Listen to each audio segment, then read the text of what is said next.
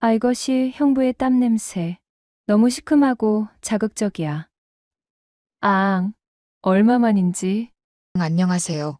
사랑과 전쟁입니다. 오늘은 형부와 처제의 사연을 들고 왔습니다. 형부와 처제 사연은 정말 많이 받았는데 이번에 이분들은 어떤 사연이 있는지 한번 보실까요? 화면 2번 터치하시고 사연 속으로 들어가 보겠습니다. 모내기가 한창인 늦봄, 나는 언니네 시골집에 내려와 있었다. 장화를 신은 채 논에 들어가 모를 심고 있었는데 햇볕은 머리 위에서 뜨겁게 내려 꽂혔다. 땀방울이 등줄기를 타고 흘렀고 바짓단은 이미 흙탕물에 흠뻑 젖어 있었다. 처제 조심해. 거기 깊다. 형부의 목소리가 들리는 순간 내 발이 미끄러졌다. 순간 몸이 앞으로 쏠리며 얼굴부터 논물로 처박힐 뻔했는데 뒤에서 누군가 허리를 움켜잡았다. 형부였다. 그의 두 손이 내 허리를 단단히 감싸준 채 나를 곧게 세워주었다. 갑자기 몸이 그의 가슴에 닿았고 뜨거운 숨결이 목덜미에 스쳤다. 논바람은 시원했지만 그 순간만큼은 숨이 막힐 정도로 더웠다. 깜짝 놀랐지? 아이고 넘어질 뻔했네. 형부는 낮게 웃으며 내 허리에서 손을 천천히 떼었다. 그 손길이 떨어져 나가는 순간 괜히 아쉬움이 스쳤다.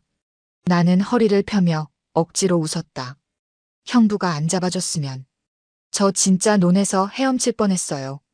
그 말에 형부는 어깨를 으쓱하며 말했다. 논물은 시원하지만 사람 빠지는 건 좀 골치 아프지. 그는 다시 허리를 숙여 모를 심기 시작했다.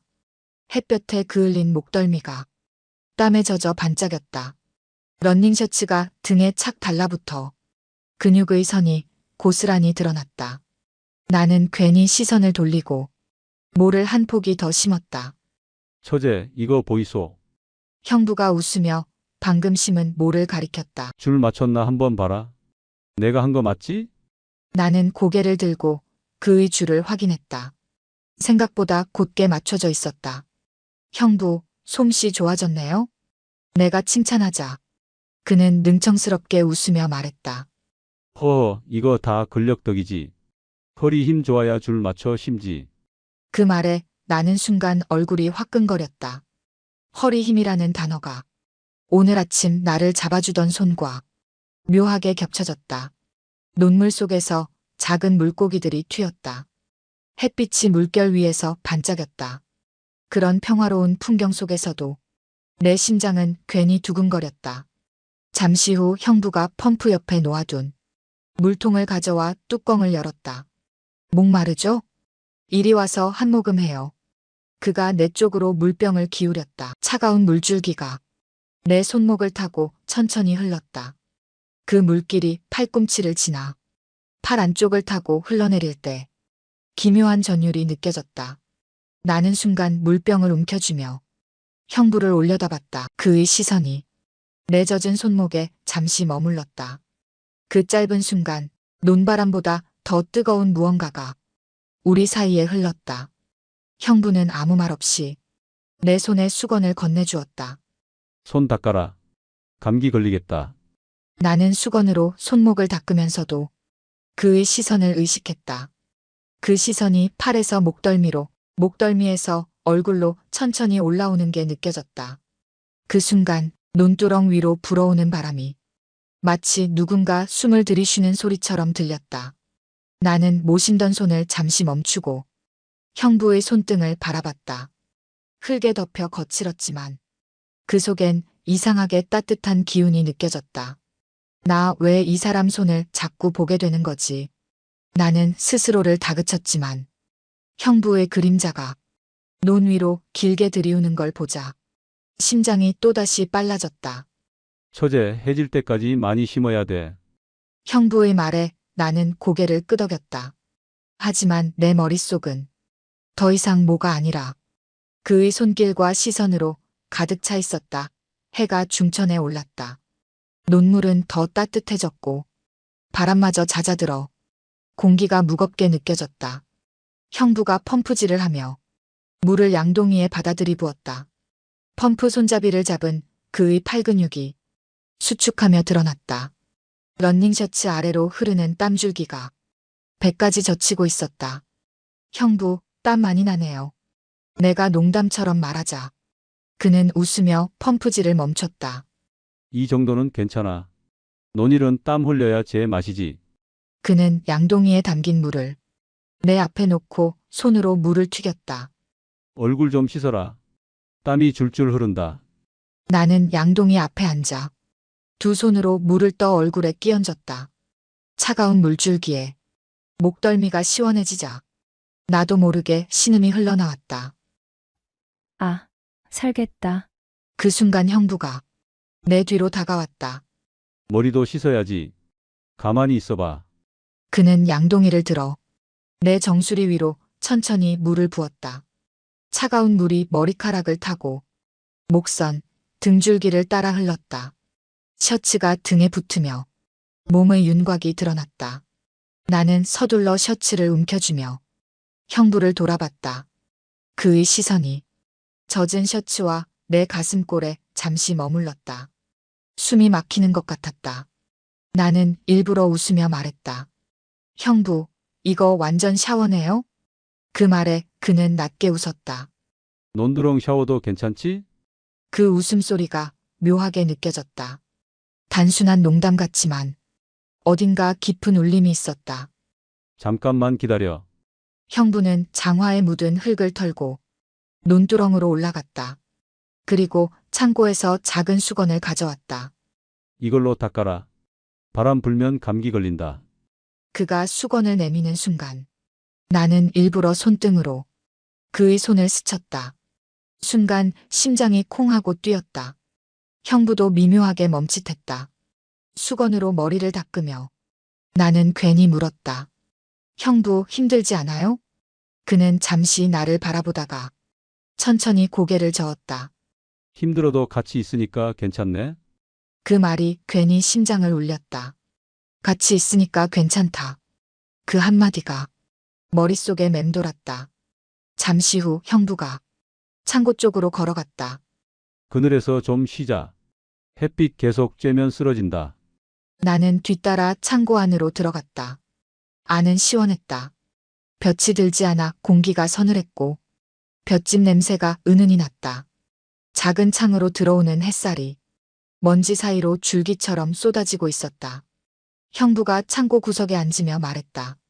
여기 앉아 있어. 내가 수박 잘라줄게. 그는 부엌에서 가져온 수박을 큰 칼로 반갈라 내 앞에 건넸다. 나는 두 손으로 수박을 들고 조심스럽게 베어 물었다. 차가운 수박즙이 입가를 타고 흘러내리자 형부가 나를 바라보다 천천히 손을 내밀었다. 여기 묻었네. 그의 엄지가 내 입가에 닿았다. 손끝이 미묘하게 떨렸다. 나는 순간 숨이 멎은 것 같았다. 창고 안은 고요했다. 먼지까지 멈춘 듯했고 우리 둘의 숨소리만 들렸다. 형부는 손을 거두지 않은 채 내 눈을 가만히 바라봤다. 나는 눈을 피하지 않았다. 그 순간 어딘가에서 무너지는 소리가 내 가슴에서 들렸다. 형부는 천천히 손을 거두며 말했다. 처제, 밖에 너무 더우니까 조금만 더 있다 나가자. 나는 고개를 끄덕였다. 하지만 내 마음은 이미 밖이 아니라 이 창고 안에 머물고 있었다. 창고 안은 바깥보다 훨씬 서늘했다. 하지만 내 심장은 점점 더 뜨겁게 뛰었다. 형부는 아무 말 없이 칼을 닦아 한쪽에 내려놓더니 내 맞은편에 앉았다. 작은 창으로 들어오는 햇살이 형부의 얼굴 절반을 비췄다. 그 얼굴엔 평소보다 깊은 주름이 선명하게 드러나 있었다. 그런데 이상하게 그 주름조차 멋져 보였다. 나는 괜히 수박을 한 입 더 베어 물었다. 이번엔 빨간 즙이 턱을 타고 천천히 목덜미까지 흘렀다. 차갑다 못해 오싹한 감각이 온몸을 타고 흘렀다. 형부가 나를 바라보다 천천히 몸을 앞으로 기울였다. 그의 손이 내 턱 밑까지 다가왔다. 엄지가 내 턱선을 따라 움직이며 수박즙을 닦아주었다. 순간 숨이 막혔다. 그 손길이 턱에서 목으로 목에서 쇄골까지 아주 느리게 내려왔다. 나는 아무 말도 하지 못하고 그 손길을 가만히 느꼈다. 형부는 손을 거두지 않은 채 조용히 속삭였다. 처제 이렇게 가까이서 보니까 예쁘네. 그 한마디가 내 가슴에 불을 질렀다. 나는 웃으려 했지만 입술이 떨려 제대로 웃지 못했다. 형부는 천천히 몸을 더 기울였다. 그의 무릎이 내 무릎에 닿았다. 나는 놀라서 숨을 들이켰다. 하지만 피하지 않았다. 그는 내 눈을 바라보다 아주 천천히 손을 뻗었다. 내 머리칼을 귀 뒤로 넘기며 말했다. 너무 더워 보이네. 그 순간 나는 더 이상 참을 수 없었다. 심장이 미친 듯이 뛰었고 숨이 거칠어졌다. 형부의 얼굴이 점점 가까워졌다. 나는 눈을 감았다. 그리고 아주 부드럽게 그의 입술이 내 입술에 닿았다. 짧은 순간이었지만 모든 소리가 멈춘 것 같았다. 밖에서 개 짖는 소리도 펌프질 소리도 들리지 않았다. 오직 우리의 숨결만 있었다. 형부는 입술을 뗀 뒤 잠시 나를 바라보다 다시 입을 맞췄다. 이번엔 조금 더 깊게, 조금 더 길게. 나는 두 손으로 그의 어깨를 붙잡았다. 그리고 조심스럽게 그의 품으로 몸을 기댔다. 그는 내 등을 감싸 안았다. 그 순간 창고 안이 더 좁아진 것 같았다. 공기가 무겁게 내려앉았고 먼지까지도 느리게 움직였다. 형부는 한 손으로 내 등을 쓰다듬으며 숨을 골랐다. 이러면 안 되는 거 알지? 그의 목소리가 낮게 떨렸다. 나는 눈을 감은 채 작게 고개를 끄덕였다. 알아요. 그런데 말끝이 떨려 더 이어지지 않았다. 형부가 내 볼에 입을 맞추며 말했다. 그런데 나는 그의 목에 조심스레 팔을 걸었다. 그리고 아주 작은 목소리로 말했다. 오늘은 그냥 이대로 있고 싶어요. 그 말에 형부의 숨이 조금 거칠어졌다. 그는 내 허리를 감싸 더 가까이 당겼다. 몸과 몸 사이의 열기가 확실히 느껴졌다. 나는 그 열기에 온몸이 녹아내리는 것 같았다. 더 이상 도망치고 싶지 않았다. 그의 손길 하나하나가 내 피부를 따라 천천히 움직였다. 창고 밖에서는 바람이 불어 문이 삐걱거렸다. 그 소리에 잠시 놀라 우리는 동시에 서로를 보았다. 그리고 둘 다 피식 웃었다. 형부는 내 뺨을 쓰다듬으며 말했다. 조금만 있다가 나가자. 나는 고개를 끄덕였다. 그 순간 우리는 이미 돌아갈 수 없는 선을 넘고 있었다. 창고 안은 점점 더 고요해졌다. 형부의 숨결과 내 숨소리만이 공간을 채우고 있었다. 그의 손이 내 허리에서 천천히 옆구리로 그리고 등을 따라 올라왔다. 손길이 닿는 곳마다 피부가 뜨겁게 달아올랐다. 나는 눈을 감은 채 그의 손길을 느끼며 조용히 숨을 골랐다. 심장이 너무 빨리 뛰어 들킬까 두려울 정도였다. 형부는 나를 살짝 멀리 밀더니 눈을 깊게 바라봤다. 소정아, 그의 목소리가 낮고 묵직했다. 나는 대답 대신 그의 셔츠 단추에 손을 얹었다. 조심스럽게 하나씩 풀었다. 단추가 풀릴 때마다 그의 가슴이 드러났다. 햇살이 창으로 들어와 그의 가슴 위로 떨어졌다. 그 피부에 맺힌 땀방울이 반짝이며 흘렀다. 나는 그 광경에서 눈을 뗄 수 없었다. 형부는 가만히 서서 내 행동을 지켜보았다. 그의 눈빛은 더 이상 형부의 것이 아니라 한 남자의 것이었다. 나는 그 눈빛에 끌려 그의 품으로 다가갔다. 그리고 아주 천천히 그의 가슴에 얼굴을 묻었다. 형부 냄새 난다. 내가 속삭이자 그가 낮게 웃었다. 좋아? 나는 고개를 끄덕였다. 그 순간 형부의 손이 내 어깨를 타고 내려와 내 손목을 잡았다. 그는 내 손을 들어 자신의 가슴 위에 올려놓았다. 이 심장 소리 들려? 정말 빠르게 뛰고 있었다. 나는 그 심장 박동을 느끼며 숨을 깊게 들이쉬었다. 형부의 온도와 심장 소리가 온몸을 감싸는 듯했다. 그는 내 턱을 들어 올리고 다시 입을 맞췄다. 이번엔 더 깊고 길었다. 입술 사이로 내 신음이 새어나왔다. 나는 두 손으로 그의 허리를 끌어안았다. 형부는 한 손으로 내 등을 쓰다듬고 다른 손으로 내 허벅지를 감쌌다. 그 손길이 무릎을 지나 천천히 허벅지 안쪽으로 올라왔다. 나는 무의식 중에 다리를 살짝 벌렸다. 괜찮아? 형부가 낮게 물었다. 나는 대답 대신 그의 목을 끌어안고 다시 키스를 했다. 그 순간 창고 바깥에서 바람에 문이 덜컥거렸다. 우리는 동시에 멈추고 귀를 기울였다. 멀리서 개 짖는 소리와 누군가 말하는 소리가 들렸다. 나는 황급히 셔츠 깃을 여몄다. 형부는 창문으로 다가가 밖을 살폈다. 이웃 할머니 같아. 논두렁 쪽에서 소리 나네? 그는 다시 내 쪽으로 돌아왔다. 걱정 마. 여기까진 안 들어올 거야. 하지만 내 심장은 이미 밖에서 들릴 만큼 요란하게 뛰고 있었다. 형부는 내 얼굴을 쓰다듬으며 조용히 웃었다. 겁났어? 나는 고개를 끄덕였다. 그는 한 손으로 내 이마에 입을 맞추며 말했다. 조금만 더 우리 둘만의 시간이 필요할 것 같은데.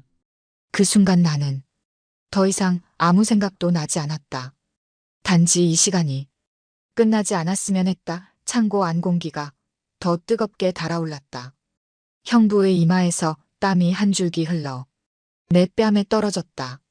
그 순간 나는 더 이상 아무것도 생각할 수 없었다.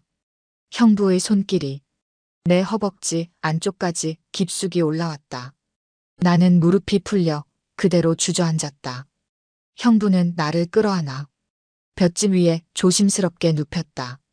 작은 창으로 들어오는 햇살이 내 얼굴에 닿았다. 눈을 감자 빛이 눈꺼풀을 통해 붉게 번졌다. 형부의 그림자가 내 위로 드리워졌다. 그는 내 블라우스를 조심스럽게 풀었다. 단추가 하나씩 열릴 때마다 심장이 요란하게 뛰었다. 바람 한 점 없는 창고 안에 우리 둘의 숨소리만 가득했다. 형부는 잠시 멈춰 나를 바라봤다. 그의 눈빛은 뜨겁고도 간절했다. 소정아, 정말 괜찮아? 나는 눈을 뜨고 그의 얼굴을 똑바로 바라봤다. 형부 지금은 그냥 아무 생각도 하고 싶지 않아요. 그 말이 떨어지자 형부는 다시 입술을 겹쳤다. 이번엔 길고 깊었다. 그의 손이 내 등을 감싸며 몸을 더 가까이 끌어당겼다. 내 셔츠는 완전히 벗겨졌고 형부의 손길이 내 허리를 지나 천천히 복부를 스쳤다. 나는 숨을 삼키며 그의 어깨를 더 꽉 붙잡았다. 볏짚 냄새, 흙 냄새, 형부의 땀 냄새가 뒤섞여 머릿속이 아득해졌다. 나는 두 눈을 감고 그 감각에 몸을 맡겼다. 그 순간 멀리서 개가 짖기 시작했다. 형부는 잠시 동작을 멈추고 귀를 기울였다. 누가 오나? 나는 숨을 죽였다. 멀리서 사람 목소리가 들렸다. 논두렁에 물 더 대야지. 형부는 낮게 욕을 내뱉으며 빠르게 셔츠를 챙겼다. 누가 오나 봐. 잠깐만 가만히 있어. 나는 황급히 셔츠를 다시 여몄다. 심장은 이미 터질 듯 뛰었다. 형부는 창문으로 다가가 밖을 살폈다. 아직 멀리 있어. 여기까진 안 오겠지. 그는 안심시키려 했지만 그 목소리마저 떨리고 있었다. 나는 그를 붙잡았다. 형부, 나 무서워요. 그 말에 그는 다시 내 곁에 앉았다. 괜찮아. 아무 일 없어. 그 말이 이상하게 더 위험하게 느껴졌다. 우리는 서로의 눈을 잠시 바라보다가 다시 입술을 겹쳤다. 이번엔 훨씬 더 간절했다. 마치 이 순간을 놓치면 두 번 다시 없을 것처럼 형부는 내 손목을 잡아 자신의 심장 위에 올려두었다. 봐, 나도 떨려. 그의 심장 소리가 손바닥을 통해 전해졌다. 나는 그 심장 소리에 점점 더 깊이 빠져들었다. 그의 손길은 다시 내 허리를 감싸 나를 볏짚 위로 눕혔다. 그리고 아주 천천히 나를 향해 몸을 기울였다. 우리는 서로의 숨결에 완전히 잠식된 채 한동안 말을 잊었다. 밖에서 사람 발소리가 점점 가까워졌다. 나는 눈을 크게 뜨고 형부를 바라봤다. 그는 내 입술에 손가락을 대며 조용히 속삭였다. 조금만 더 조용히. 우리 둘은 들키지 않기 위해 더 깊은 고요 속으로 숨어들었다. 하지만 심장은 점점 더 크게 울렸다. 창고 안의 공기는 숨막히게 무거웠죠. 형부의 손길이 멈춘 채 우리는 동시에 바깥 소리에 귀를 기울였다. 발자국 소리가 분명히 점점 가까워졌다. 거기 누구 있나? 낯익은 할머니 목소리가 들려왔다. 순간 심장이 뚝 떨어지는 것 같았다. 나는 반사적으로 셔츠를 움켜쥐고 허겁지겁 단추를 채웠다.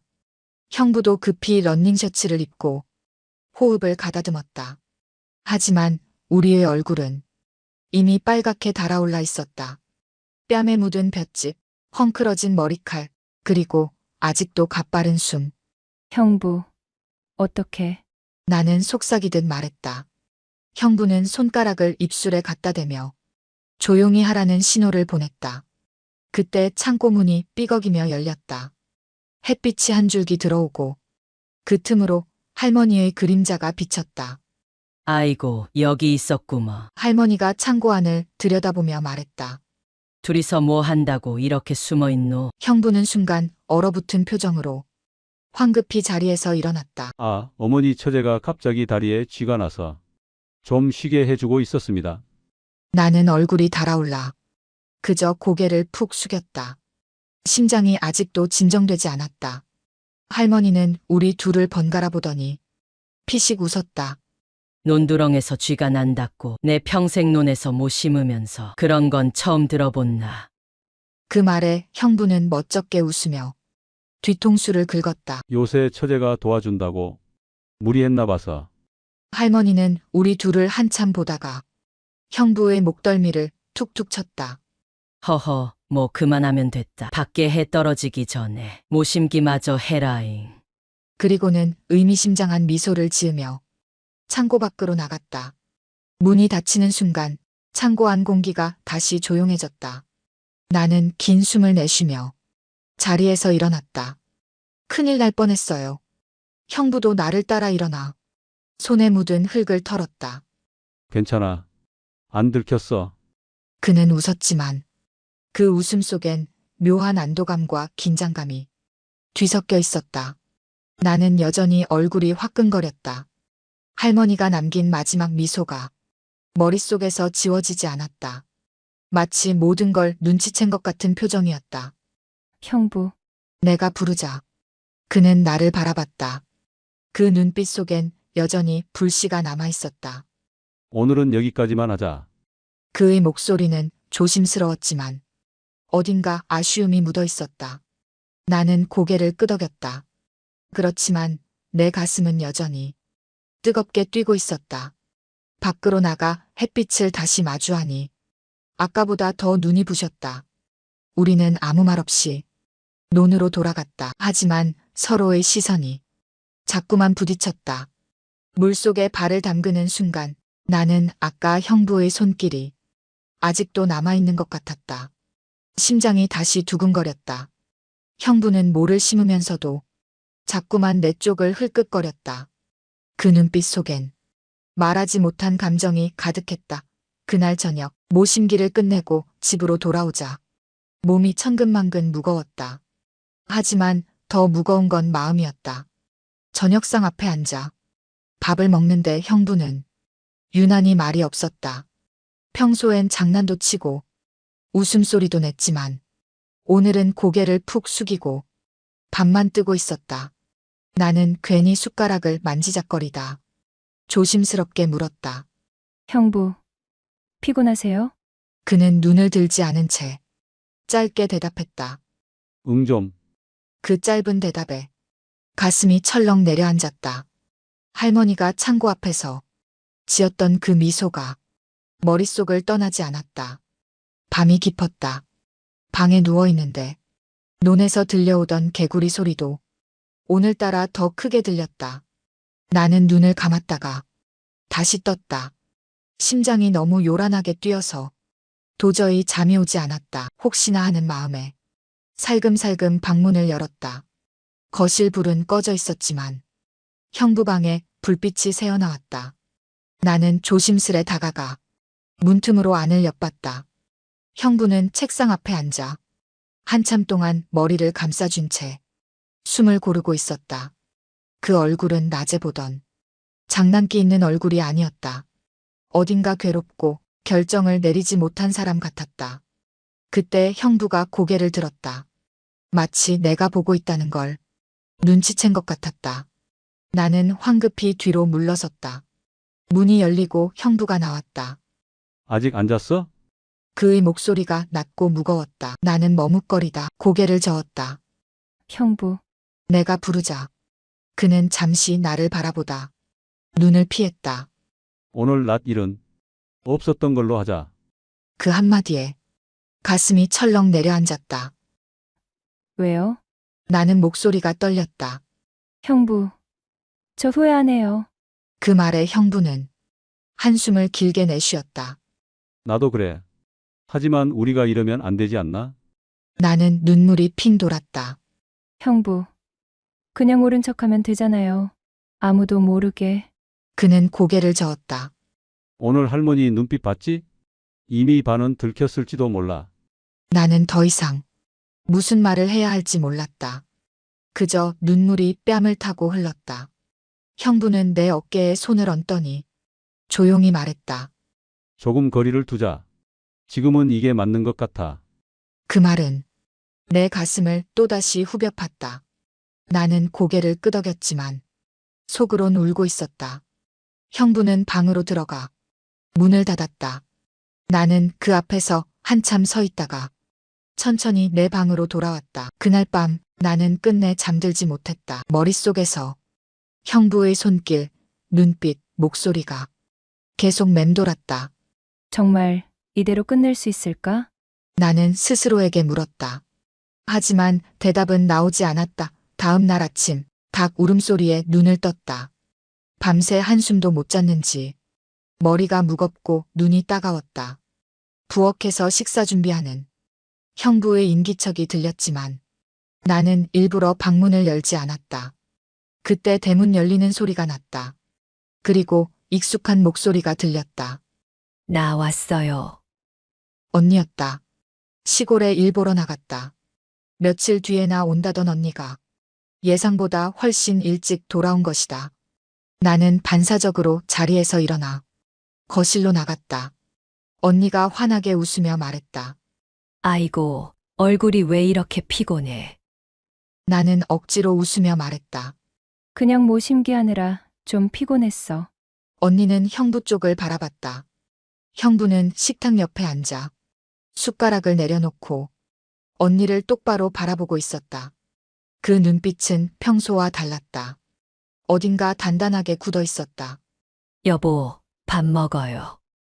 언니가 웃으며 말했다. 그 한마디에 형부의 얼굴이 조금 일그러졌다. 나는 그 표정을 보고 심장이 철렁 내려앉았다. 언니는 우리 둘을 번갈아 보더니 왜 그래요? 무슨 일 있었어요? 하고 물었다. 나는 얼른 고개를 저었다. 아니야, 언니. 아무 일 없어. 하지만 내 목소리는 조금 떨리고 있었다. 형부는 말없이 자리에서 일어났다. 그리고 조용히 말했다. 나 오늘 서울로 올라갈 거야. 그 말에 언니가 놀란 눈으로 그를 보았다. 갑자기 무슨 일 있어요? 형부는 잠시 침묵하다. 천천히 고개를 끄덕였다. 친구 용석이가 무슨 일이 생겨서 잠시 가봐야 해. 나는 숨이 막히는 것 같았다.